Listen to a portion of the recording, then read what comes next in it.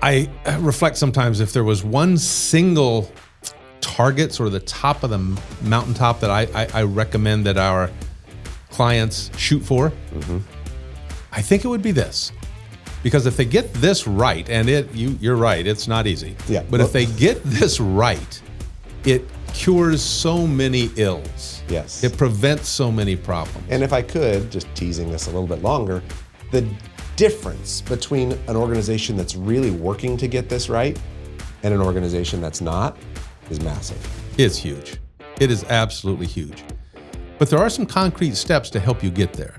So the goal, I think we've teased this enough. Yeah, definitely. The goal is simply this, and again, it sounds simple, but it's hard to do, that every employee will report to an outstanding supervisor. Welcome to the Better Culture Podcast, where we make the clear connection between better culture and better business. This podcast is for leaders who want to build stronger teams, drive thriving companies, and enjoy your leadership role along the way. Now here's your host, Brett Hoogeveen, a leadership and culture aficionado, keynote speaker, and co-founder of Better Culture.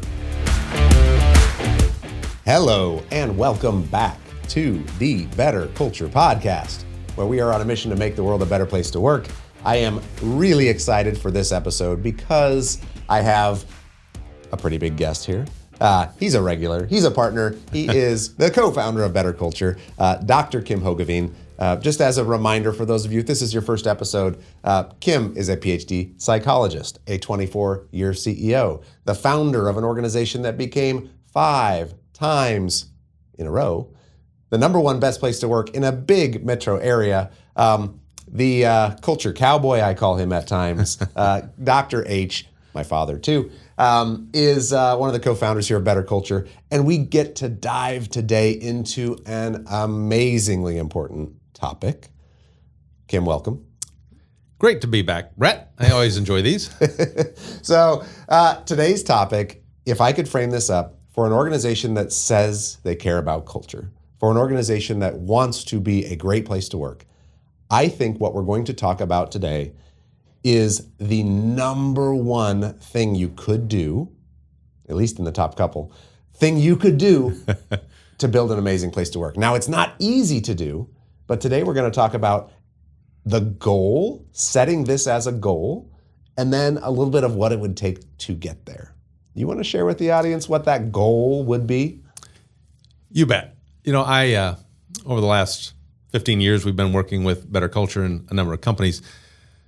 I reflect sometimes if there was one single target, sort of the top of the mountaintop that I recommend that our clients shoot for, I think it would be this.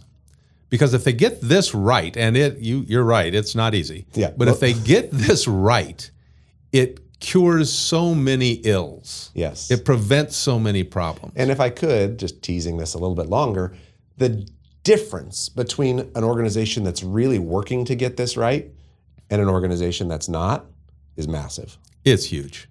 It is absolutely huge. But there are some concrete steps to help you get there.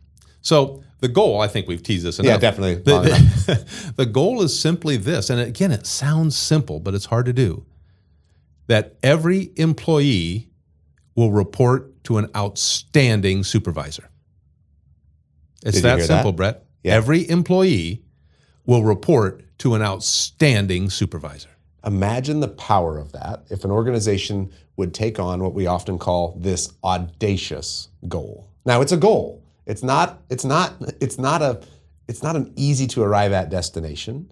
And it may be a destination, depending on the size of your organization, that you're never going to arrive at. But setting the goal is so powerful to say every employee in my organization will report to an outstanding manager. Holy cow. You know, and if you can just think of someone that you care about, a spouse, a child, whatever, and you think about them going off into some corporate world, some company world, and you simply say, what is it I hope they will experience in terms of who they report to, their supervisor. That's what we're talking about. And we'll get into some objective descriptions of a great supervisor, but I don't back away from the subjective assessment of you want to report to someone that actually is committed to helping you grow, is committed to put you in an environment where you're surrounded by other great people. You're in an environment where you have an opportunity to learn and to have input on decisions, where conflict is dealt with, where we're committed to genuine excellence, creating an environment that you enjoy walking into every day. And what we know... And just who treats you well. Absolutely. Well, that you trust is genuinely committed to your success. That's what you want in a supervisor. And when you have those conditions there, a whole bunch of great things happen within your company. Right. So we're big at Better Culture. We focus on the power of culture, the impact of culture on employee engagement, on things like that. Did you know as a listener, that Gallup regularly puts out data that says that up to 50 to 70% of how an employee feels about their entire organization is tied to the relationship that they have with their supervisor, right? Their team and their supervisor. And if that doesn't explain why this audacious goal would be so powerful for an organization, I don't know what to say, right? 50 to 70% of how your employee feels about their entire employment has to do with whether or not you have this goal and you're working toward actually making sure people have good bosses.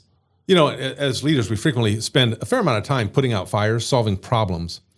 If you get this anywhere close to right, there will be a whole bunch of fires and problems that never crop up. This is proactively putting your company in a strong enough position to actually focus on what we want to achieve as opposed to looking backwards and what's all the problems we have this afternoon. Yes. Kim, could we, and I know we don't have data prepared for this, so just go with me anecdotally here, but let's talk about the gap for a minute, okay? We say, yes, we would love organizations to set this as a goal, okay? What's reality? How many organizations really take this seriously? Every employee is going to report to a fantastic supervisor. What do you think the landscape is out there in most organizations on really thinking this through from that starting point?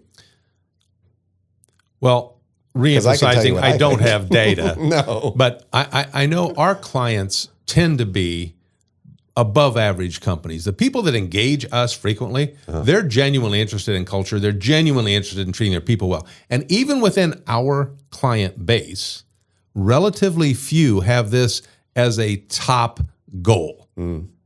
I still believe it's a mistake. Maybe it suggests I don't do a very good job of promoting this with our clients. But I would say, Brett, a relatively few organizations truly take this as seriously as I think they should and the benefit they would get out of it if they did. Yeah. What do you think? I think that you're right, that most executives, most leaders would say, well, of course, leadership matters, right? Of course, it matters who's leading the company. Of course, it matters who's running a team. Of course, that matters, right? But they think about it more from an execution perspective, more from a productivity perspective, more from a are we meeting our budget and perspective, and they don't ask the question anywhere nearly as clearly as we are they a great supervisor? I mean, are they a great leader? Do the people on that team have the opportunity to report to a great leader and manager? And if you're evaluating managers, if you're doing performance reviews and you're evaluating managers, to some degree, you're having this conversation to a degree, right? At some point, hopefully someone is saying, are you doing a good job as a boss? And it's not just, how's the P&L looking? It should be broader than that. Are you growing people? Are you engaging people? What does your staff retention look like? What is all these things that are correlated to whether or not people are reporting to a great supervisor do get looked at, but not anywhere near this clear-eyed as what we think organizations should set as a goal.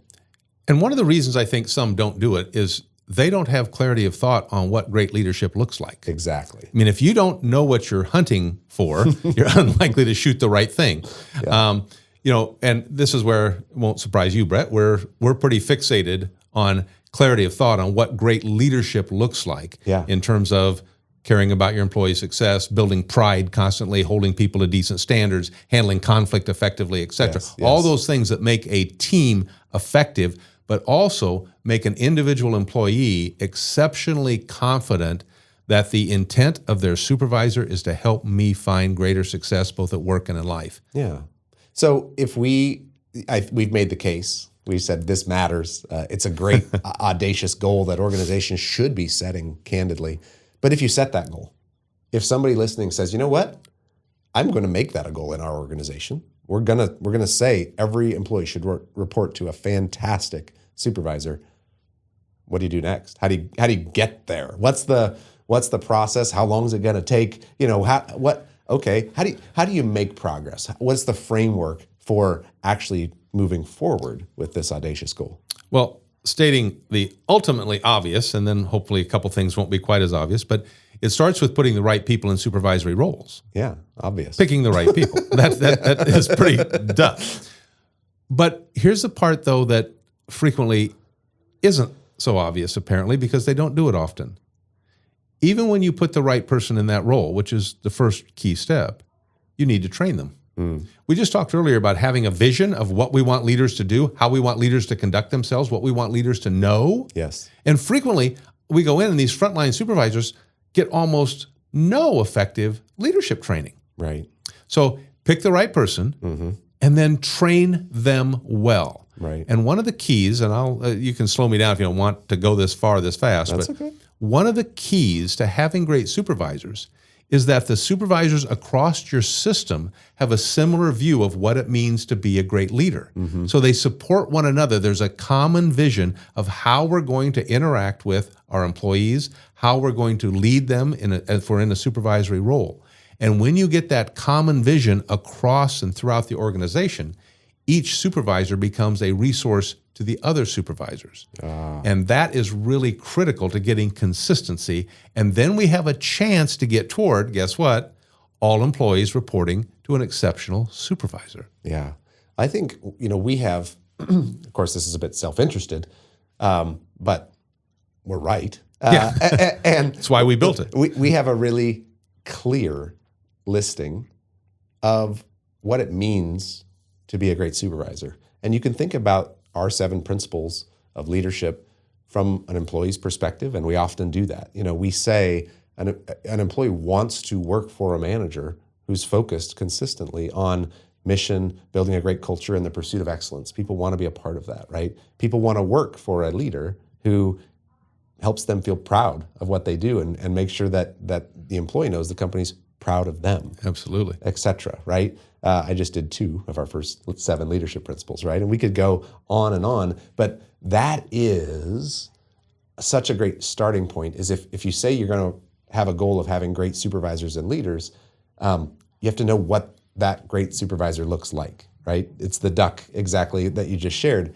And if you can't say, here's what a great supervisor would do, if you don't know that, then how are you going to promote the right people? How are you going to train them, right? That's understanding what type of manager do employees want is a essential first step. And I don't know, Brett, early step. Yeah, I don't know, Brett, if you want to go deep into this, but we kind of flew by identifying who has the potential to be an outstanding supervisor. Yeah, and recognizing that and promoting the right people into those supervisory roles. It's an old saying, but it's true that it's much, much easier to train someone if you start with the right person. Yeah. It's a lot more difficult to train someone when you start with the wrong person. So yes, let's go there. And then I also want to come back, help me remember, and I'd like to talk about what about somebody that's already in a supervisory role? Yes. But, so let's talk about selecting the right things to look for. Well, most organizations, they have those roles filled presently. So let's go back and talk about that a little bit too. Yep. But when you're promoting a new supervisor, this is the opportunity to choose well, right? To get the right person promoted and to put them in the leadership role. So let's talk a little bit about, okay, how do you decide who would be a good manager and who wouldn't? What types of characteristics should organizations look for? Well, this is certainly not unique to us, but pretty much people know this and then they turn around and still make the mistake. But what you don't want to do is say, well, Bill's got the most seniority, let's put him in charge. That's not a good plan. Not a good And it's plan. frequently not even, sometimes is, but sometimes it's also not a good plan to say, well, Janet's our most technically adept. Right. So let's put her in charge of the department. Sure. Expertise matters, but, absolutely. but it's not hugely the deciding valuable factor. Yeah. Exactly. You may be the best basketball player. It doesn't at all mean you'd be the best coach. Right. Not remotely so. It doesn't mean you wouldn't be. Right. But it certainly doesn't mean you would be. Yeah. However, if you were a new basketball player, you'd probably be a lousy coach, right? If you didn't know anything about basketball, right? More than likely, unless so you were expertise, unless you some were value. Well, unless you were coaching Jordan and Shaq and Kobe, then that was even not anybody the would be scenario great. I was laying out. No, just in general, you've got to have enough experience to be credible, right? Yes. And beyond that, experience sort of levels off as far as its importance in a leadership role. Correct. Yeah. Okay, so describe a little bit. What am I looking someone for? out there is listening and they want to take one of these early steps to consistently helping employees report to an amazing supervisor, what are some of the characteristics that we should be looking for into someone that's likely to be that amazing supervisor? One of the things I look for is somebody that actually is eager to learn. Mm-hmm. Usually if they're eager to learn, they also tend to be pretty good teachers because they're excited to share what they've learned and grown. And that's a trait I look for in people that are the kind of supervisors that I think are effective. Another thing I look for are people that keep an even keel, Brett. They don't get too high, they don't get too low. They tend to keep a calm head because you're going to be under some stress and supervisory roles. Emotionally stable, correct. Yeah. An active listener. It's difficult, I think, to be an effective supervisor today if someone is always the one talking, a little bit more egotistical, I guess I might say, a bit arrogant. That's counterintuitive a little bit, I think. It right? is. Because sometimes the person who talks a lot looks like the leader. Yes, and sometimes they'll tell you they should be the leader. I have found the most overlooked leadership talent is clearly in humble people. People that are lousy at self-promotion. They don't enjoy interviews. They don't really enjoy putting together their resume on how great they are. Yeah. But they're frequently people that others enjoy reporting to and working for. Yeah. So humble people are someone you want to make sure you don't overlook. That's why frequently when you have an opening for a supervisory position and you announce people can apply, that's great. And a great person might apply. But frequently you're also well served to go out and encourage someone who might not otherwise apply that you think would be a fine leader. Yeah, I'm going to let the audience in on a little hint here or clue that that you have a long list here of, we could go through 20, 21, 22 supervisor characteristics that we have, and we'll share a little bit about where folks might be able to find those on our website. But I want to stop on that one a little bit of being humble, because I regularly, in leadership training workshops that I'm doing, I ask our audiences, okay, who would you rather report to? Someone who wants credit, who has a big ego, who likes to be right, who likes to claim credit, who likes to, etc. The opposite of a humble person, right? Somebody with a big ego. Or would you rather report to somebody who's what we call a local, okay? Which is somebody who likes to see other people win and succeed. They get more excited when the team wins than when they get credit, etc. And obviously, every single time people say, well, I'd much rather report to a local, to this person that's humble, that's low ego. And I want you to think about that for a minute. People 100% of the time say, that's who I'd want to work for. That's who I'd want to report to. And they mean it. Like they have clear memories of reporting to people who were that way and people who were the other way. And they go, oh yeah, this is not a hard decision. I would much rather report to a humble person. Yet over and over again, when organizations are making promotion decisions, they're looking, the first person they consider is the smartest person in the room who thinks they know it all, talks first, raises their hand, that hard charger, the person that wants the promotion. And boy, that just is so counterintuitive, isn't it? It is, absolutely is. And, Brett, you're right. We do have a lot of those. Our 22 qualities that we look for. Yes. Which that'd be great if you put them in the show notes. But I do want to mention one other out of the 22 because I think it's significant. And that is you want to look for people because it ties to what you just talked about. But we call it they revel in talent. They're people that are almost, they're PR agents for the people that they work with that they think are so great, and they're constantly talking about it. Yes. You love a supervisor who's excited about the stars they have working for them. Yes. Oh my goodness. And that is such a core. You can learn that skill. You can develop it, but there is a personality trait there where if someone is genuinely just excited by the people they get to work with, the people that are around them, and they take earnest enjoyment in seeing those people grow, succeed, boy, that is a character trait that I look for in a leader every day. Can I give you one other counterintuitive thing with this? Yeah. And I know everyone wouldn't necessarily agree with this, but you know what span of control is how many people report to a given leader. Absolutely. Personally, I would welcome a wider span of control if that's what I needed to get every employee the opportunity to report to an outstanding supervisor. Interesting. And I know frequently people are saying, well, narrow your span of control, narrow span of control. Well, when you do that, let's say your span of control is 6, or it could be 12. Well, if you have a system that your span of control is 6, we now have to find double the number of really good supervisors so everybody reports to a good supervisor. Yeah. If I put my span of control at 12, I have a much better shot of getting closer to this goal that every one of those individuals is reporting to an outstanding supervisor. Interesting. And one of the ways I think you can get there is separating leading people versus leading process. And so you can give people the power to lead process, but not supervise individuals where they're giving them feedback, they're doing the evaluations, they're helping with growth plans, all the stuff that a great supervisor does. Mm-hmm.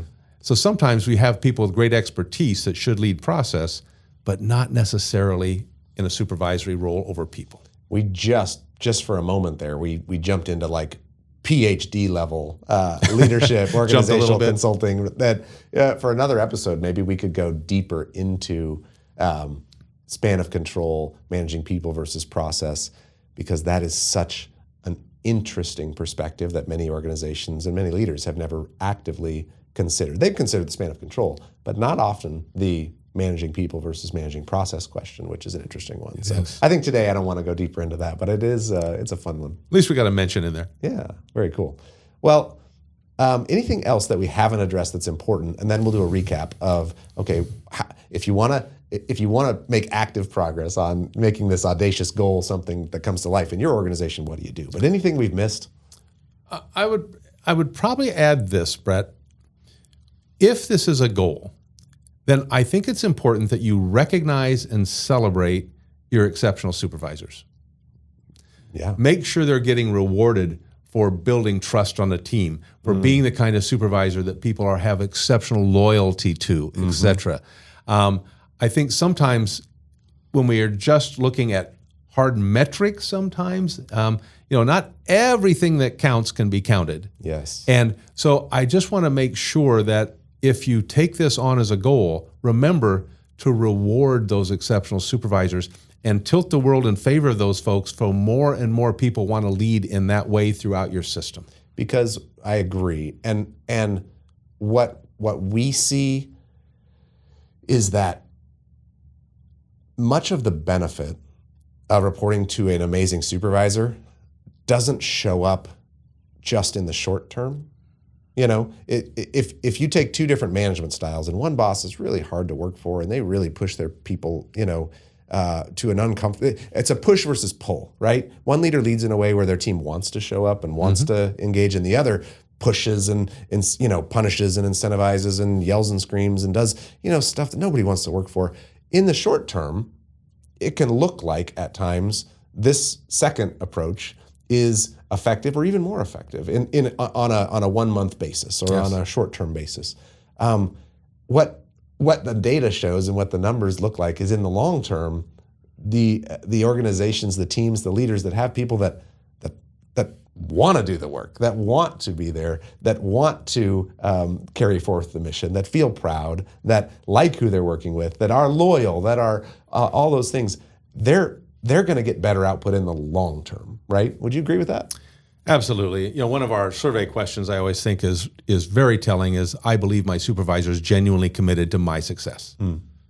That is so powerful. And you can have different styles to get that relationship. Yeah. But that belief that my supervisor cares about me and cares about my success is absolutely critical. And when you have that, what I think you'll find is you find out how effective teams are when adversity strikes. And if you get this audacious goal met, where people have the opportunity to report to an outstanding supervisor, I think what you'll find is your teams will be exceptionally resilient when problems occur.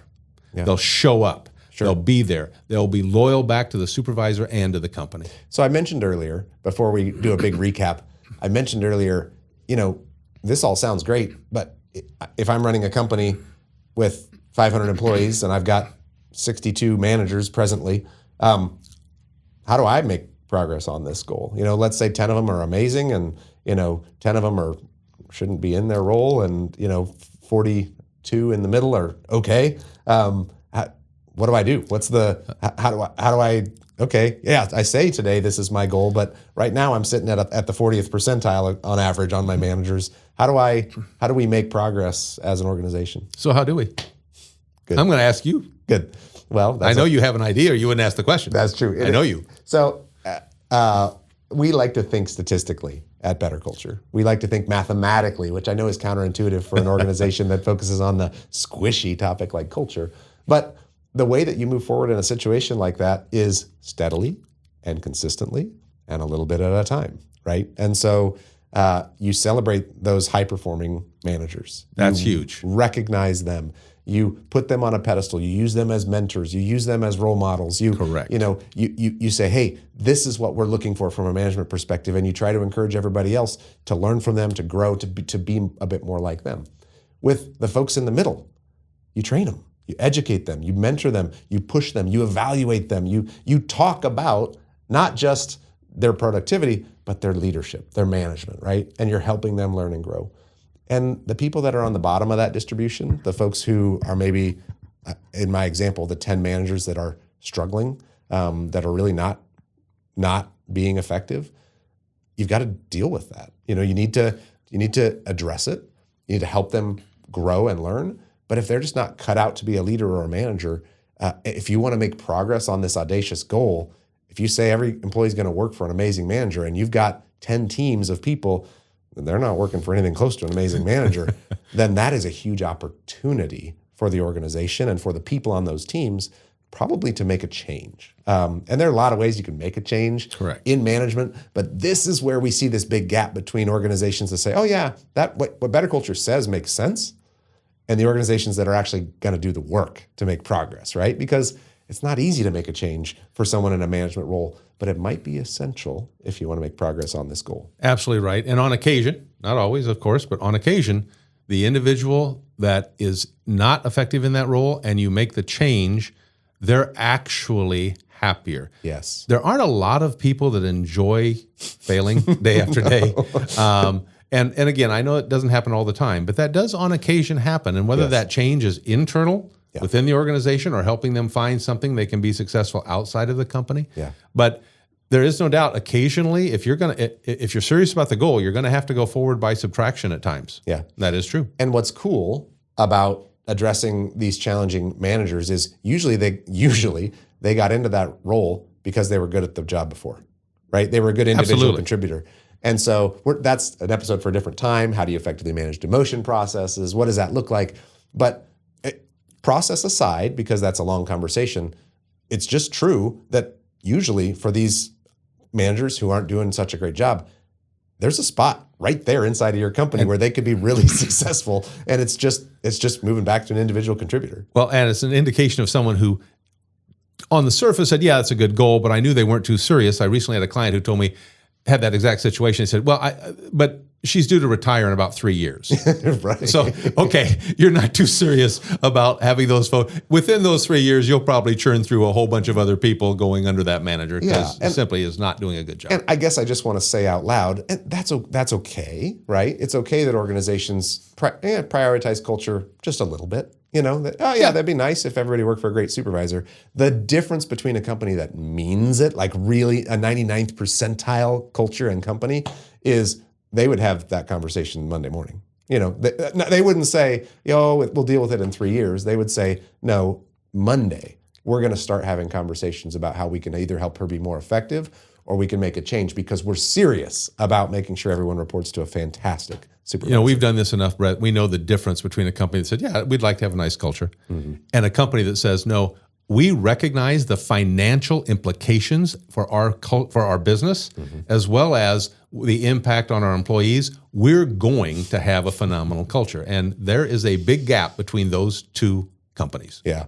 All right. Two things to wrap here. Number one is if you're interested in this listing of better cultures describing a fantastic supervisor, 21 or 22 characteristics that we have, you're just going to have to go to our website. We'll try to put it in the show notes, but I didn't come prepared with an exact link to that. But we've got that available as a download on our website. If you search 21 or 22, I think it's 20, might be 22 characteristics of an outstanding supervisor and better culture, you will find that download. You can go to our website, the Insights tab. You can click through, downloadables through webinars we've done, et cetera. That's going to be in the downloadables section. You'll find it. It's a great listing. The second thing I want to do as we close this out is I would like to recap. If an organization is serious about this, what are the steps? You want me to do it or do you want to do it? I'll be happy to take a shot, and then you can correct me if I leave something out, all right? Okay, let's start with the goal. The audacious goal is, first you got to set the goal. The goal is we're going to do everything we can to make sure every employee has a chance to report to an outstanding supervisor. Yes. All right, how are we going to do it? Well, we need to get a good vision of what it means to be a great supervisor. We have to get a good vision of what leadership looks like within our organization. We love those 7 principles from Better Culture. We suggest strongly. Yes. Secondly, we need to make sure we're putting the right people into supervisory positions. And when we do, we need to provide them with training so they know how to make that vision come to life every day for your employees. What to do. Love it. To do. Next, we have to make sure that we have the appropriate, and I know this is a nitnoid thing, but that we have the appropriate span of control within the organization so that it's realistic to have every employee have a chance to report to an outstanding supervisor. And then we reinforce and reward those supervisors who are doing an exceptional job tilting the world so that others can use them as role models throughout the company. And we have to stay diligent on this. This isn't a one-time fix. Yes. It has to be a constant focus that we're going to promote the right people. We're going to train them well. Yes. I love it. Thank you, Kim, for the perspective on this. If thinking organizationally, right where we started, I think there is no more powerful goal that an organization could set if culture matters to you, right? If the way the experiences that your employees have, if those really make a difference. And I love the way that you bookended that, which I think might be a good way to wrap this episode, is that you've got to A, set the goal, and then Kim said a bunch of smart stuff in the middle. But on the back end, you've got to continuously work at it, right? And if you do those two things, if you set the goal, and if you say, no, like every week, we're working on this. We're coaching people, we're pushing people, we're training people, we're giving people feedback, we're on occasion demoting people, we're promoting the right people. We just regularly try to make progress. Now, we gave a lot of great ideas on how to make progress. But if you just did those two bookends, set the goal, and then you were so serious about it that you did something on a regular basis to try to help you get there, I think organizations would be really surprised how much progress they could make. And I would just want to recap, Brett, that it's smart to do for 2 reasons. It's philosophically right for your people. It's the right thing to do for your employees. Yes. But it's also incredibly economically powerful for the success of your company. So many good things drop to the bottom line when you get this right. Absolutely. You would be continuously building your human capital, your culture, your engagement, performance, loyalty, retention, safety. I mean, all sorts of things that impact the bottom line. Absolutely. Very cool. All right. That wraps another fantastic episode of the Better Culture Podcast. Thanks for tuning in. Please please share, please use all of our resources. We're on a mission to make the world a better place to work, and we thank you for being here. Want to take the next step to building a stronger culture? We're offering a free 15-minute Better Culture strategy call directly with me. We'll take the time to help you identify real opportunities to make your workplace better. No sales pitch, just real advice to help you lead better. Grab your time right now at betterculture.com/free call. Let's make something even better together.